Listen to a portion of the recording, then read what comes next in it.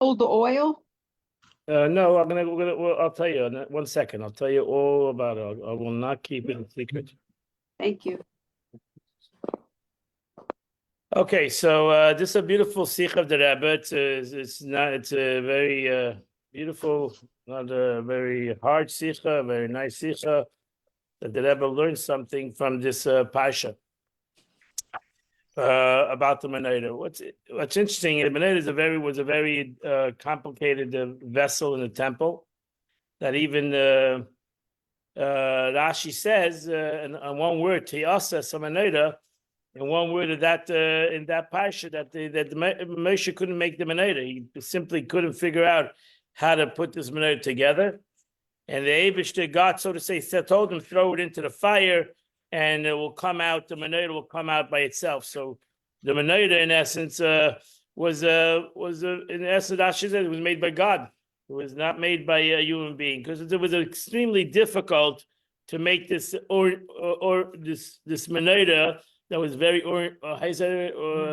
ornate, and was not only ornate, but it was needed to be made out of one piece of gold.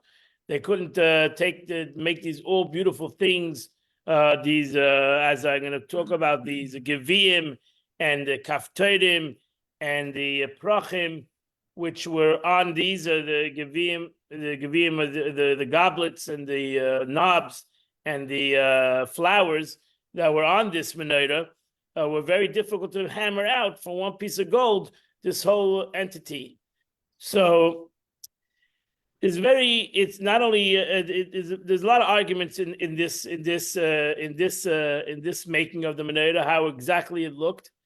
And actually the picture that I shared and the picture that's in the book is not even the same, because this is a book made by Art Scroll. And it's just interesting. I don't know why, but they don't even put in this book the Rambam. The Rambam, Maimonides, was the only one that made actually a picture of the menorah. Rashi explains the menorah, but it's hard to understand for Rashi exactly what he means. And but the Rambam makes actually a picture, and it's in your book. There's a picture, page 105. The class starts over here on page 103. On page 105, you have a picture of the Rambam of the menorah. He's the only one who makes this picture, and they don't even add it to this book, that picture. And I'll show you the difference. We're going to see the difference of the picture. That's a beautiful picture, and the picture that's in this book on page 105. Yeah. This is the actual menorah, or there's a facsimile? No, this is not the actual. The actual is hidden someplace. You're not Okay, going to well, call you when I'm done. Yeah, it's not the actual. This is the menorah that they put together. I don't know if they might not even be. Might be plastic. I have no idea. As a kid, I actually I built a. They used to have. They don't have it anymore. They had what are they called to put together the base of the Mishkan, a model, made out of wood, and it was a whole ganze Maisa to put it together. It took me a long time to put it together. Had it for many years. I don't know where it is. They should make one with Legos for the kids. They've done it already. They've done all these things already. You can go, and actually you can go to the Shalayim. You can see a copy of it. Whatever. You can go to Shiloh, where they say that the Mishkan was there. Okay, let's go to the Parsha. Let's go to the Parsha. So he talks about the menorah on page 103, text number 1. Over here quickly, I'm not going to go. Okay, and you shall make a menorah of pure gold. The menorah shall be made of hammered out work. Its base, its stems, its goblets, its knobs, its flowers. Goblets, its knobs, and its flowers shall be one piece with it. It's made out of one piece of gold.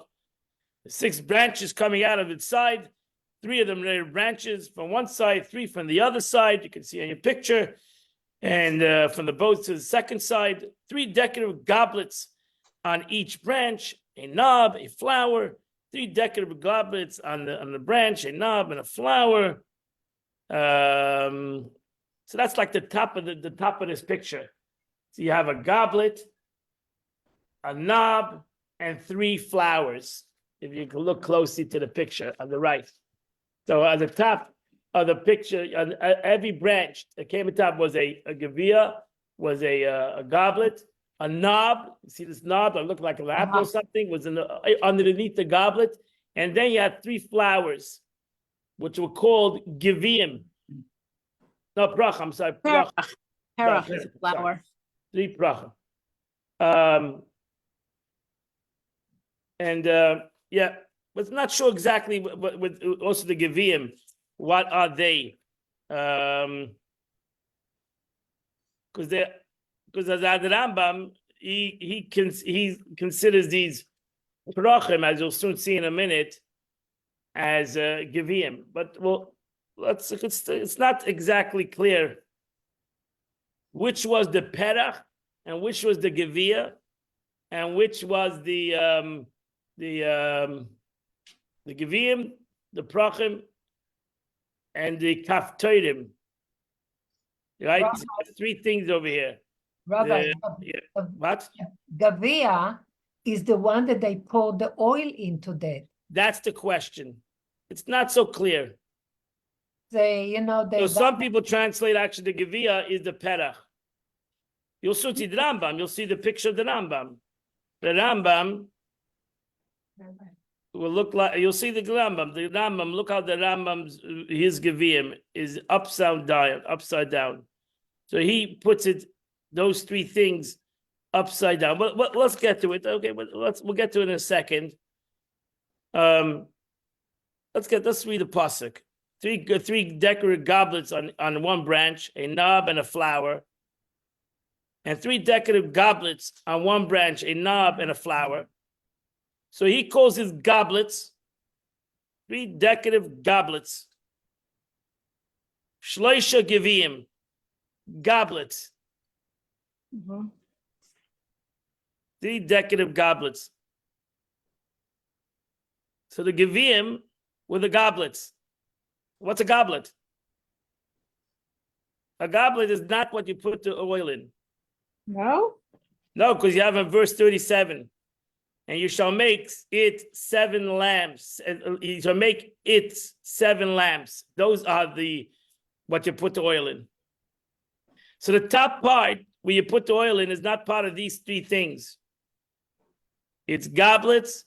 It's the goblets. It's knob and it's flour.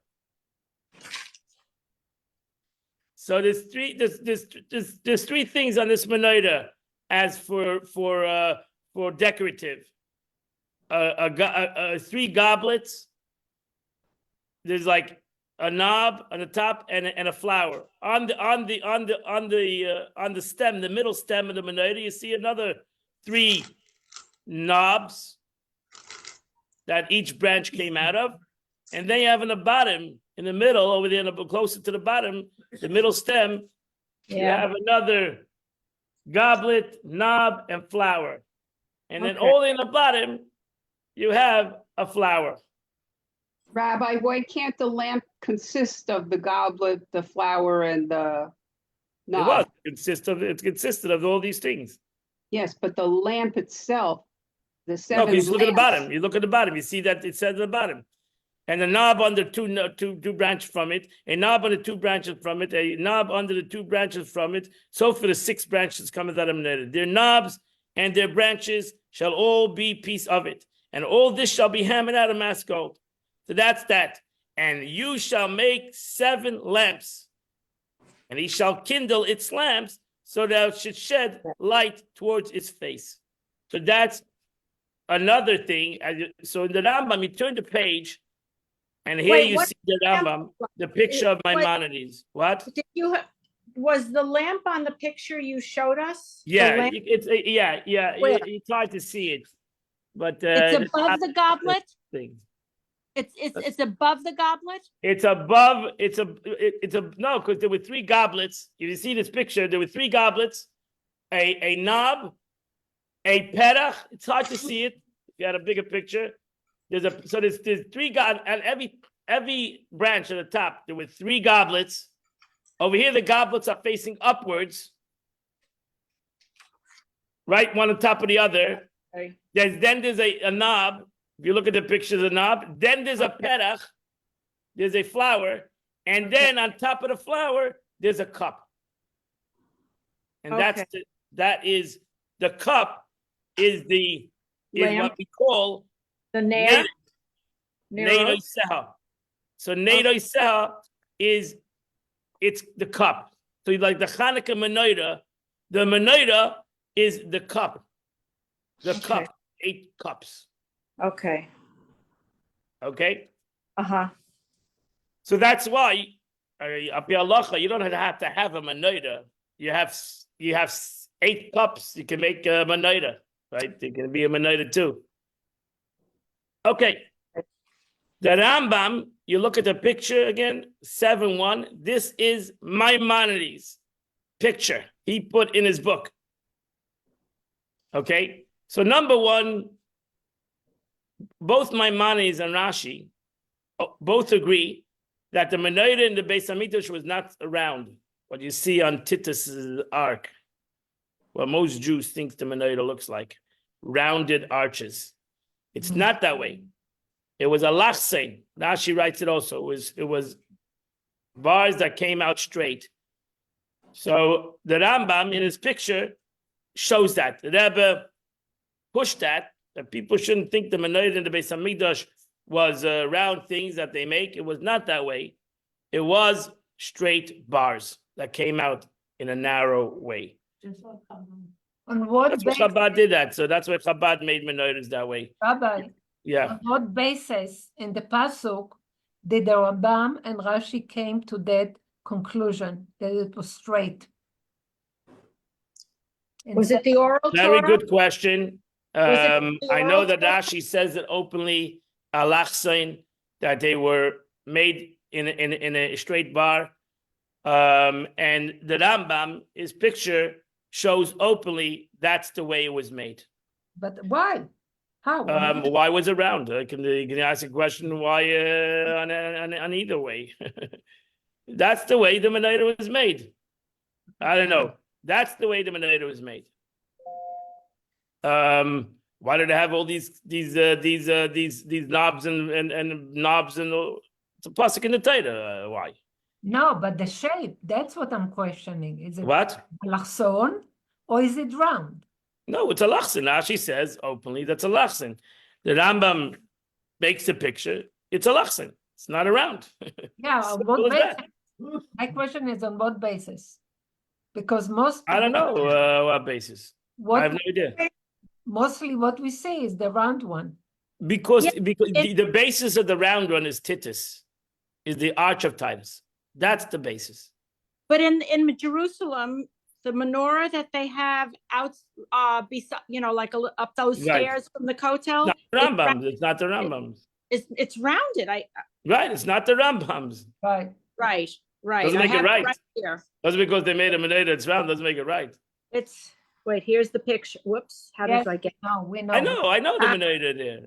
I saw it. My own eyes. You have to tell me. Right. Isn't it Yeah. easier to have hammered gold, like you're saying, straight rather than round? I mean, you can't, That's true. round would have to That's- be poured. Whatever. If it's I don't know what the hammered- argument over here is.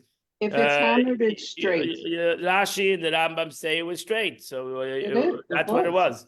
Because it was hammered. You want to make it round, make it round, but that's what it was. The only reason why you make it round, one of the main reasons is Titus. And the point of Titus, that he made it round, Titus made it round, because we don't believe that Titus got the menorah. We don't believe that Titus got the original menorah. Why? Why don't we believe? Where Because it's brought down in the prophets that before the destruction of the temple, the king Yehosh hid all the utensils in the Beis Hamikdash. The main utensils in the Beis Hamikdash were hidden.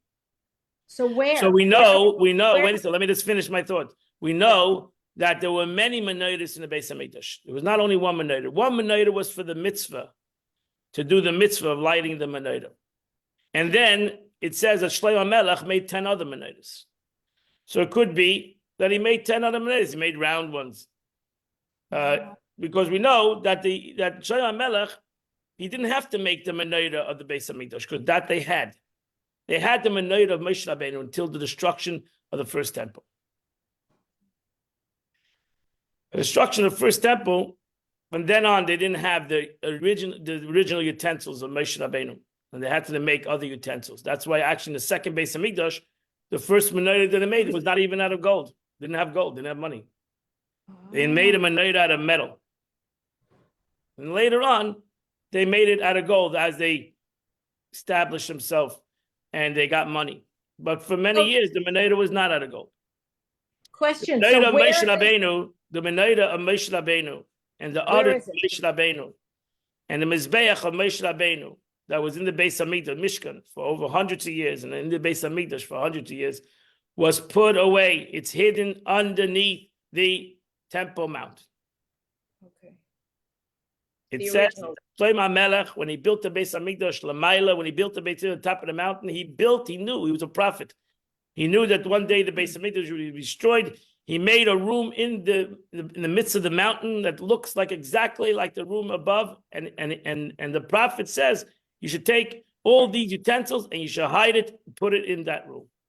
So it's someplace underneath the Temple Mount till today. So first we got to get rid of the Dome of the Rock and then go under there. That's not this class. So, okay. So the menorah that Moshe Rabbeinu made, that was in the first Beis Hamikdash, is not the menorah that's on Titus. It's a different menorah that's on Titus. The menorah is in the Beis Hamikdash, and that's it. That's where it is. So some people say it's in Rome, it's in the Vatican. There might be things in the Vatican. They took a lot of things out of the Beis Hamikdash. We know it was not only those three vessels: the menorah, the mizbeach, the other things. There was a lot of gold there. The walls were made out of gold. The tapestries. There was a lot of things in the Beis Hamikdash. The vessels, etc. So it could be they got a lot of stuff out of there. We know that they did get a lot of stuff, but they didn't get the other in for sure. And Musabi the menorah didn't get either. In the Shara Nitzachon in Rome, there is a menorah. I just said Titus thing. That's where they got the picture from Titus. So we're going to establish the menorah of the Beis Hamikdash from Titus, or we're going to establish the menorah from the Beis Hamikdash on Rashi and the Rambam. Pick your choice, Titus or Rashi and the Rambam. I'll take Rashi and the Rambam, and you could take Titus. But it's fine. Either way, it doesn't. This is not the Sikha.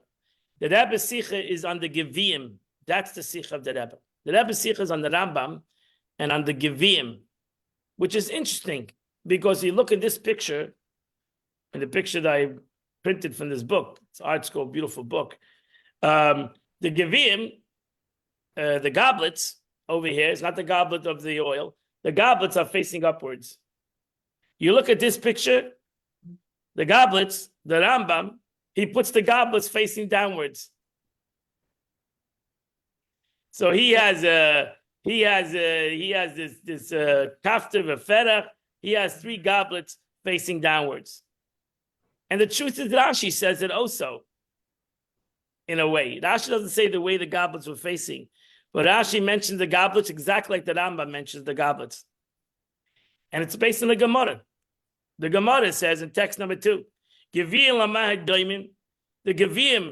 the goblets of the Neder look like what? Like they were like Alexandria chalices. What? What does that So the look truth like? is, who would know better what's an Alexandrian chalice? Who would know better than the Rambam, who lived in Alexandria? He lived in Egypt.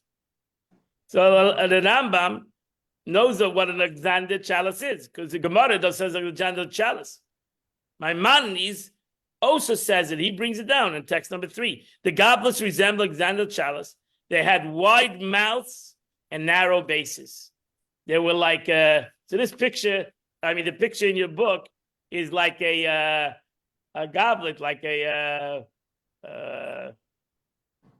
what do they use for wine? A goblet. A goblet. It's something that is a Alexandrian goblet. So that's how the Rambam learned it. It's brought on an Rashi also. This doesn't look like an Alexandrian goblet. This picture. It's the picture on over here in the Rambam. That's exactly what an Alexandrian goblet looks like. Chalice looks like. So the Rambam writes this. So the Rebbe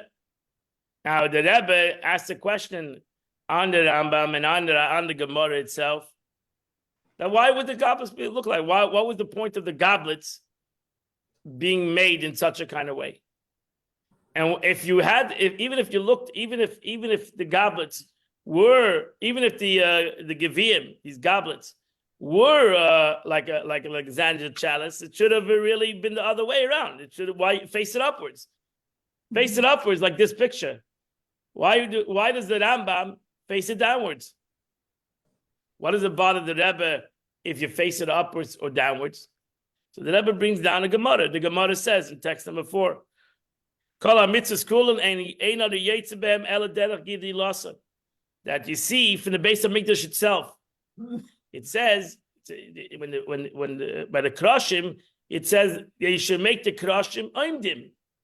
That's also an interesting way to build a building, that you would take wood beams. How do you build a building of wood beams? Usually, you take a house that's made out of logs. How do you usually do it? You lay it down. You lay the beams down, and you build a building by laying beams down, and that's how you build a building. To build a house, the Torah says the opposite. When you by the Mishkan, it has to be oimdim. You have to take these pillars of wood. It's covered with gold, but these pillars of wood, atzei shittim oimdim. They have to be standing. That's why it was very difficult to keep them standing. You had to have 5 different ways in the Torah to keep these boards standing. Because why? Why do you want to keep them standing? Why did they make it in a normal way? When you make it out of wood, you stack them up one on top of the other. The answer is, you make the Gemara says you do it the way it grows from. It grows standing. Wood doesn't grow horizontal. Correct. Right? It grows standing. A tree grows standing. So a mitzvah needs to be done in its normal way of growth. Atzei shittim oimdim. As I said the word. Atzei shittim acacia wood that are standing. The tree goes standing. Make them standing. So the question is, why would the Rambam change the way a goblet is used?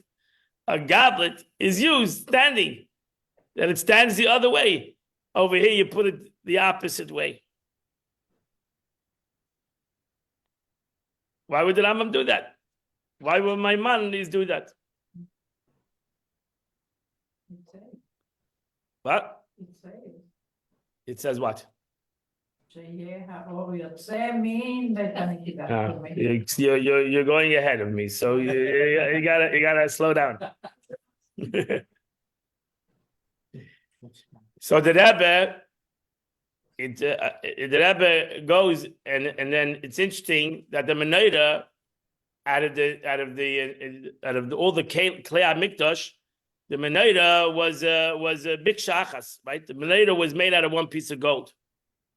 You don't find that by the other Klei HaMikdash. All the other vessels in the temple was made out of wood covered with gold.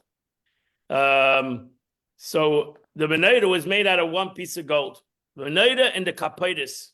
These are the 2 things in the Beis Hamikdash. The Menorah and the cover of the Aron was made out of one piece of gold. Everything else was gold plated. Wood covered by gold. The Menorah was made out of one piece of gold. The Menorah is not the Menorah that you had in your house for Hanukkah, but the Menorah is not the Menorah that you have in a shul, 5 candles. The Menorah was made out of 7 candles. So the Hanukkah Menorah is 8 candles. The Menorah in the shul that they have is 5. And the Menorah in the Beis Hamikdash is 7 candles. Made out of one piece of gold. Made out of one piece of gold. And because the Menorah has a great symbolism in the Beis Hamikdash. And the truth is that the menorah, symbolic concept of menorah, why it had unbelievable symbolism is because the oida, because of the light, because of its light. Torah oir. It was the concept of the light of Torah, the light of God. The 7 branches in Kabbalah, Chassidus, is symbolic to the 7 different kinds of emotions, which is the 7 Jews. So each person gives the light in a way through their emotional self, whoever kind of person they are, in their emotions. Everybody's different. Everybody has different love. Everybody has different gevura. Everybody has a different way. And the verse says, "Kinei Hashem nishas adam," because the light of God is the soul of man. So the neshama, in essence, expresses all different kinds of Jews, all 7 different kinds of Jews. But at the same moment, it was miksha achas. At the same moment, it was one piece of gold. And therefore, Shlomo HaMelech, King Solomon, when he came and built the Beis HaMikdash, which would house this menorah, so we find the same thing that he built in the Beis HaMikdash itself. It says in the verse text number 5, "Vayas labayis chalein shkufim atumim," that he made in the Beis HaMikdash, in the temple, in the tabernacle, there was no windows, but in the Beis HaMikdash there was actually windows. So he made the windows also like goblets. They were goblets. What the meaning is, they were wide on one side and narrow on the second side. So in those days when there was no electricity, Baruch Hashem, today you have electricity. In those days there was no electricity. So majority of the day you lived on the light of the sun.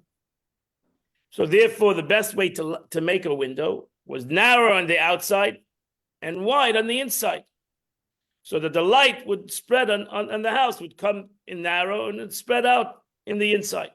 He actually made it the other way. Shlomo HaMelech made it the other way. He made it narrow on the inside and wide on the outside. So the Medrash says, when somebody makes windows, text number 6a, they make them wide on the inside and narrow on the outside. Why? So that they would draw light. But the windows in the Beis HaMikdash were not like this. Rather, they were wide on the outside and narrow on the inside. So they were goblets. They also looked like goblets. The question is, why would he make it the opposite way? Why would Shlomo HaMelech make the windows the opposite way? And the answer is, because Shlomo HaMelech wanted to say that the light of the world doesn't light the Beis HaMikdash. The light of the world doesn't give light to this temple. The light of the temple gives the light to the world.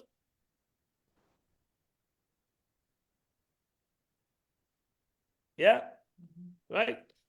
So so why the Medrash says so that the light should spread outwards from the temple to illuminate the world. So he made the world. He made the world.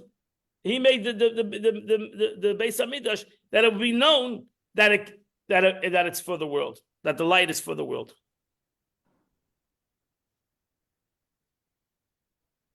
So the Gemara asks a question. The Gemara asks a question, text number 7. Does God require its light? Why do we need the menorah? Why does there need for the menorah in the Beis HaMikdash? What was the point of the menorah in the Beis HaMikdash? Didn't the children of Israel travel for 40 years in the desert exclusively by his light? So why is there need for this light in the Mishkan? Why did they need the light? They lit the menorah from evening to morning. What was the purpose of this light? So rather, the Medrash, the Gemara says, its light is a testimony to the world that the divine presence rests amongst the Jews. So it's a light of God in essence. The menorah was a concept of the light of HaKadosh Baruch Hu. It was not needed, as I told you, that even Shlomo HaMelech, when he built the Beis HaMikdash, the Gemara says that he built many menorahs because he wanted to have more light. One menorah was not going to light up this room. It's a big room. So Shlomo HaMelech built many menorahs. It says he built 10 menorahs. So ultimately, there was a lot of light. But the menorah itself was one menorah. The one mitzvah, there was only one mitzvah, and that was the mitzvah to light this menorah, the one menorah.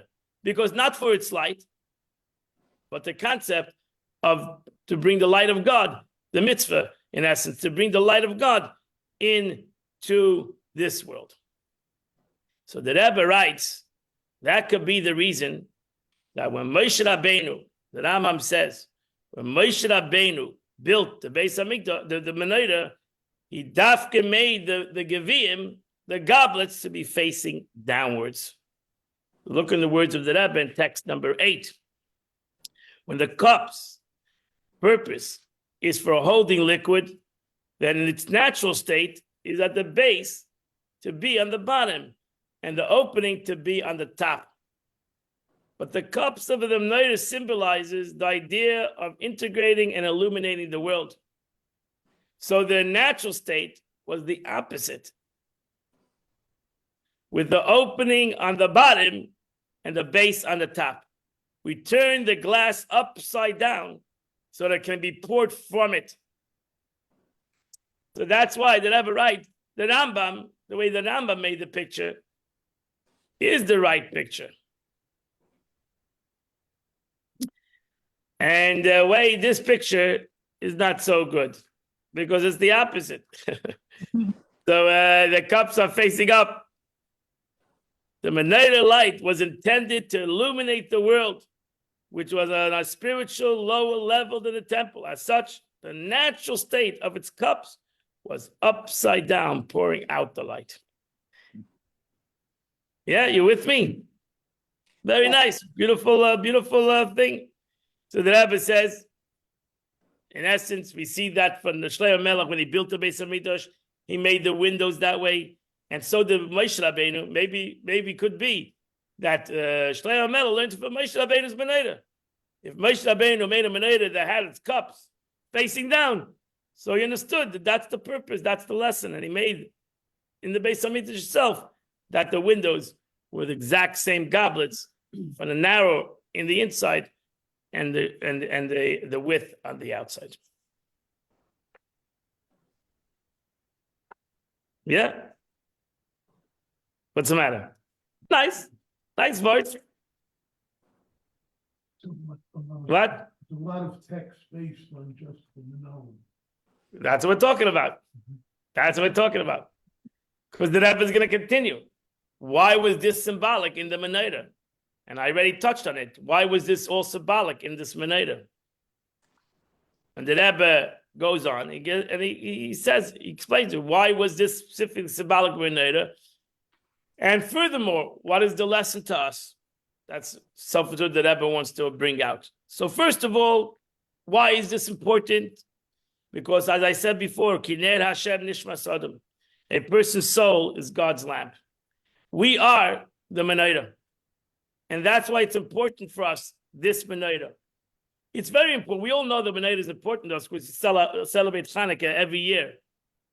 That means we're celebrating the menorah out of the entire Beis Hamikdash.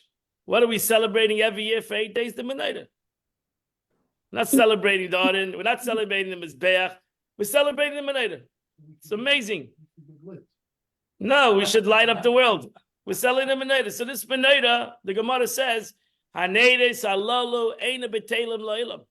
This menorah, in essence, when we celebrate Hanukkah every year, we're celebrating the victory of the menorah, even though we don't have the menorah, the physical menorah. But we're celebrating the menorah, which is amazing. Think about it a second. It's truly amazing that we continue out of the entire Beis Hamikdash, everything in this Beis Hamikdash, we celebrate the menorah. And we've been celebrating it since the Churban, since the first temple. Right? Because the Greeks came in, the first temple. So we're celebrating this since the beginning of the first temple.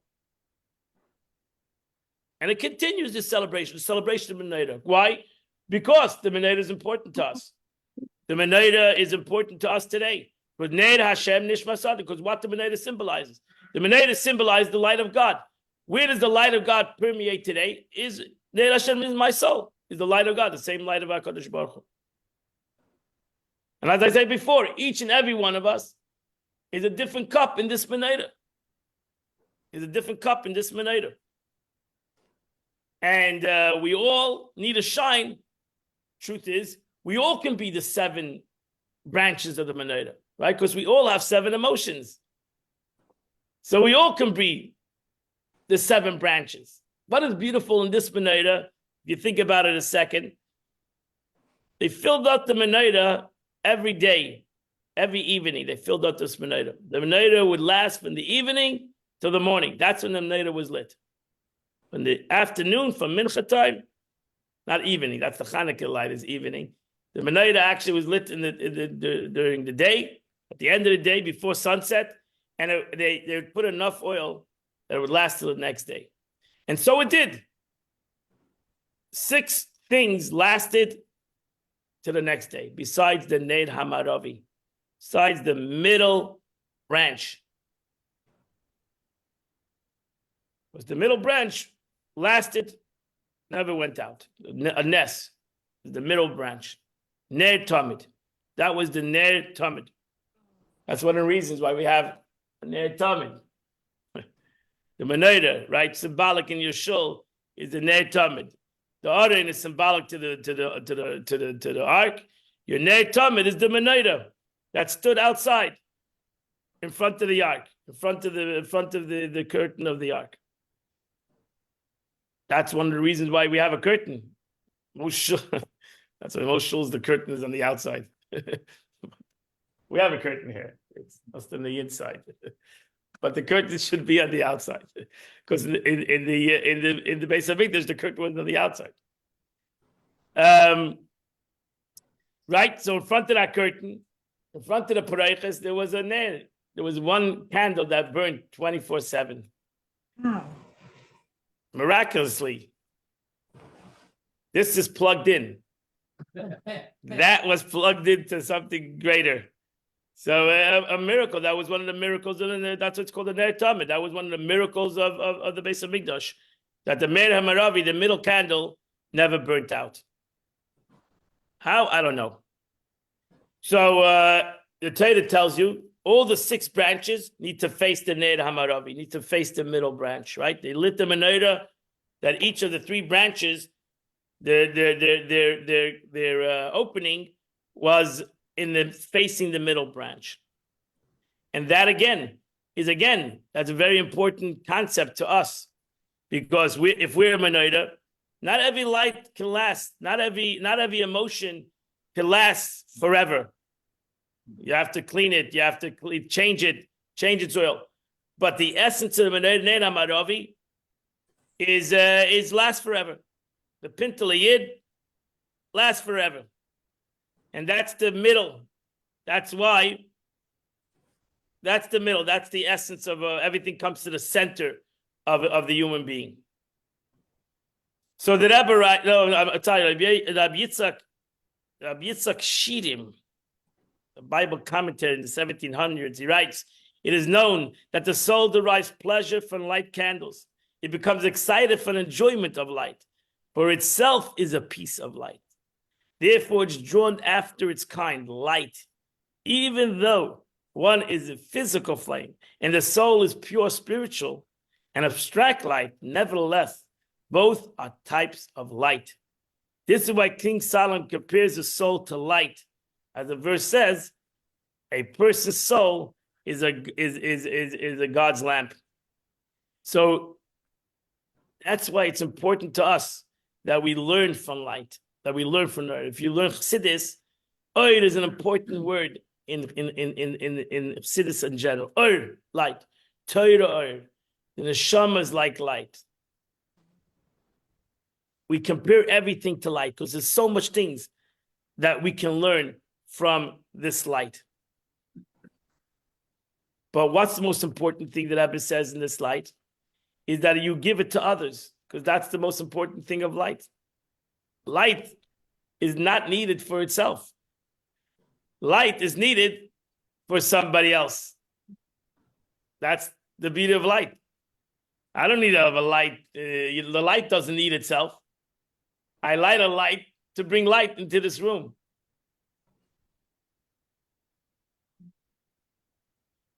The Rebbe would always say, light. You take a small candle, take light, and you light 1,000,000 candles.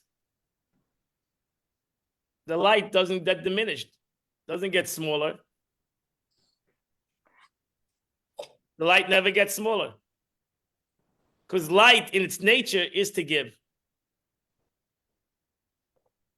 Right? Is to give. That's why the Eibush created light. There's no need for light if not to give. That's why chesed is also compared to light.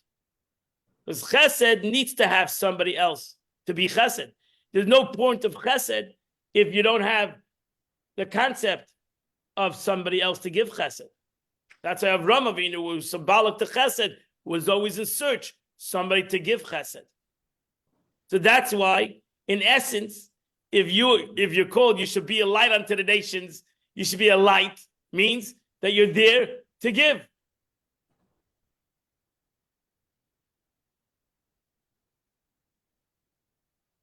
Right? Another example, light gives warmth. Right? We use the expression by Chassidim, a tzaddik in pelts. What's the difference between a coat and fire? Both give the warmth. But the coat only makes me warm. Fire makes other people warm. A fire makes others warm. So you can have a tzaddik in pelts, as expression. You can have a righteous man who wears a coat. He's very warm. He's very warm. He's a hot Jew. But he's hot himself because he's wearing a pelt. Pelt is a Yiddish word for a coat. So he's wearing this pelt. So he's warm. Baruch Hashem. He's a righteous man for himself. He has to light a fire. You want to be warm, light a fire. And not only you'll get warm, you'll have other people warm. Pelts is fur. What? Pelts is fur. Fur. Okay. It was a fur coat. If you ever see tzaddikim, even today, some big rebbes, they have this tradition. If you ever see pictures of Satman, of the Hungarian rebbes, that how do you see that they're rebbe? They wear this beautiful coat and they wear pelts. They wear this on the neck and on their arms. They have fur. They have, yeah, you'll see that. Collars and cuffs. Yeah, collars and cuffs. You see that? It's they walk around until today. They do that because that was a concept of to keep yourself warm. Fur. So the Rebbe writes in text number 11, as we come to the Rebbe, right? It can be that in regard to our own personal spiritual journey, our base is narrow and limited. This could be at the beginning of our journey, or even later on for whatever reason. But when it comes to influence another person, and especially when it comes to influence the world at large, to make it into a home for God, we must know that we must engage in this service without any limitations. We have to become wide. If you want to be narrow for yourself. But if you want to give, if you realize you came to the world not only for yourself, but you came to the world for others, then you have to become wide. With that, you have to become wide. Our state must be in that it's open wide, upside down goblet. And that's what the Rebbe says, in essence, that's why the Rambam puts these goblets upside down. Because the Rambam is telling us all, you're a menorah, you express yourself like a menorah, and make sure that even if you're narrow, because l'chayra, the Rebbe is talking about people that come from, right, later on in their life, and they need to, in essence, they feel they need to understand for themselves. They got to take care of themselves. They got to make sure what they absorb themselves. So the Rebbe says, that's good. Absorb whatever you could. But realize you're not only there for yourself. If you're a menorah, if you're a light, you're there for others, and therefore be wide when it comes to others. And the Rebbe continues in text number 12. Just as we work on improving ourselves, so must we engage with others as well. We must not rationalize that I still have plenty to do work on myself, knowing myself, all my flaws. So what do I have to influence others? As the Rebbe Rashab, the Rebbe said, we have no idea what still needs to be accomplished in the task of preparing the world for the era of Mashiach. So we must not make any rationalizations. Any opportunity we encounter, we must immediately size the situation and reach out to others. Make, like the Rebbe once told the person, if you learn, you know an aleph, teach an aleph. And here, he end off with a beautiful story. I once said this story. This is, again, I'm in the comments, and I mentioned his speech, his book. He wrote Positively Biased. He gives out great books, this rabbi. He wrote a book, A Poor Man's Gift. A college student once approached the Rebbe in the middle of a Hasidic gathering to greet him with a l'chaim. The Rebbe turned to him and asked him if he has been involved in encouraging and helping his fellow students to put on tefillin every day. But Rebbe, admitted the young man, I myself don't put on tefillin every day. So the Rebbe said, what is their fault that you don't put on tefillin every day? Oh. Why should they lose out because you don't put on tefillin every day? The Rebbe replied with a smile. So in essence, the Rebbe knew that if he's going to get others to put on tefillin, he'll put on tefillin. But in essence, why? Why does that person? Why does somebody else lose out because you don't put on tefillin? He shouldn't put on tefillin. If you want to be narrow to yourself, you should be narrow to others. You don't want to put on tefillin for whatever reason. Others shouldn't put on. Get others to put on tefillin. Oh, Get others to do a mitzvah. Maybe you're not doing it yet. Maybe you're not there yet. So others shouldn't do it because you're not there yet. The Rebbe says, in essence, that's what we learn. It's very simple, beautiful sikha. That's what we learn from this, that the Rambam specifically puts the Geviim, these goblets, and he says it was Alexander goblets, not the stam goblets. It was from Alexander. It's also interesting. I looked up the sikha. The Rebbe also says, what we learned. Why does the Rambam, why does the Gemara say Alexander goblets? Well, I mean, it's also interesting that it brings it down this, and actually Rashi's, it's interesting, this thing doesn't bring it down, but Rashi also says it's Alexander. You look in Rashi in the Chumash, yesterday I think it was the Menorah, you'll see also Rashi says Alexander goblets. And the Rebbe says, why does he doesn't bring down here, but why does he use the word, what's important? You can say goblet, everybody knows what a goblet looks like. Who doesn't know what a goblet looks like? Whether it's a goblet, a coffee cup, or everybody knows a goblet is made to pour. Is made to pour to that others you should drink, others should drink. Everybody knows. Why does he have to use the Alexander goblets? Could have been other goblets. Use a Russian goblet. Use a Persian goblet. But the Rambam wants to because the Rambam lived in Alexander, and the Gemara wants to tell us even the lowest, because in the Gemara in the sages. If you want to talk about impurity, you used Mitzrayim. That was the symbolic of impurity in the world. It was Mitzrayim. Mitzrayim, Ervas Aretz. It was like the most impure part of the world. And the Menorah, the Rambam, the Gemara says, and Rashi says, the Menorah used Alexander goblets. It didn't use those goblets. He used the goblets that were not made in Israel, it was made in Alexander. It was made in Egypt. It was made in Egypt. That means that even Egyptian goblets, if it's used out correctly, if it's used out connected to the Menorah, can also give out light. Even Egyptian goblets. So whatever you think you are, whatever you think whatever I might think I'm a vessel, I'm not such a holy vessel. I'm not such a great person. My vessel is a vessel for Egypt. My vessel is not such a holy vessel. What can I already give? What can I give? So comes the Gemara and the Rambam and Rashi and tells you the Menorah was Alexander vessels, and it was upside down because everybody can give. Everybody comes to the world, can give. You just have to become a giver, turn up the upside down your vessel. If you everybody for bringing many times, when the Rebbe would tell someone say l'chaim, he would tell him, it would go like this. That you should finish the cup, right? You should be able to turn your cup upside down. Right? Give it all out. Give it all out. Don't leave anything in the cup. Give it all out. Right? We asked the Abish the same thing.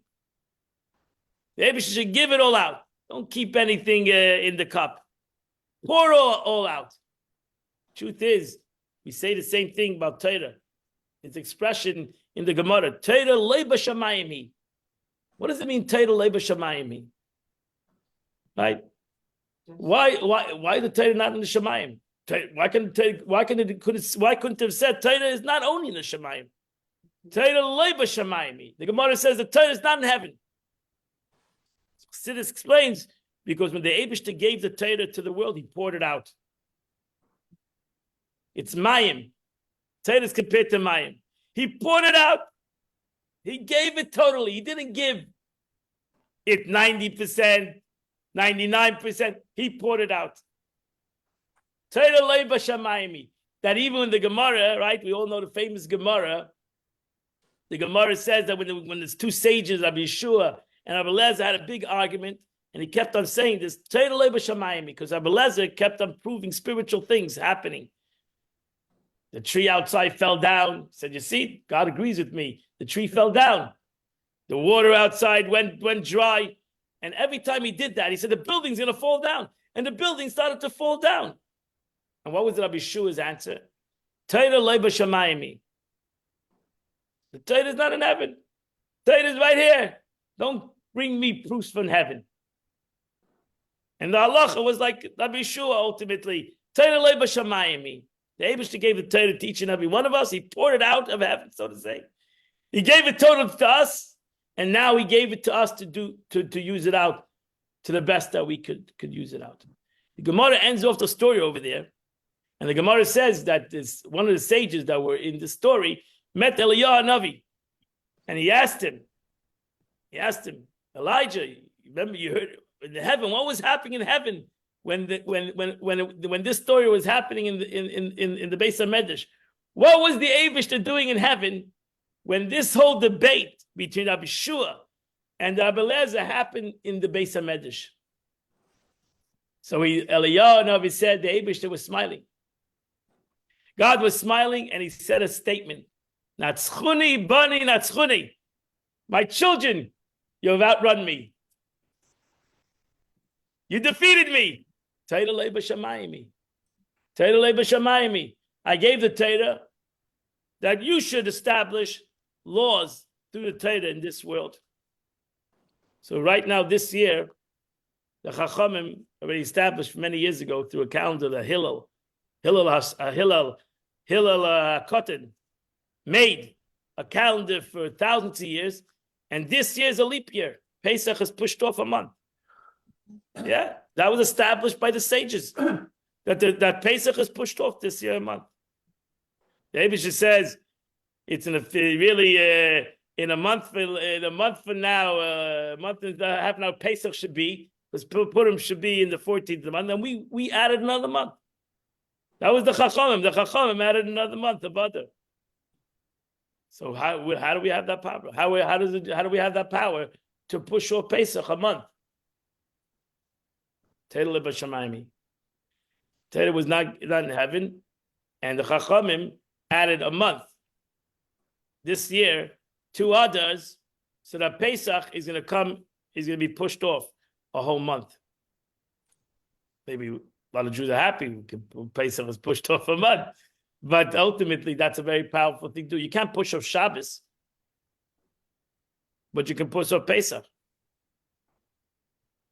which is ultimately going to push everything off, right?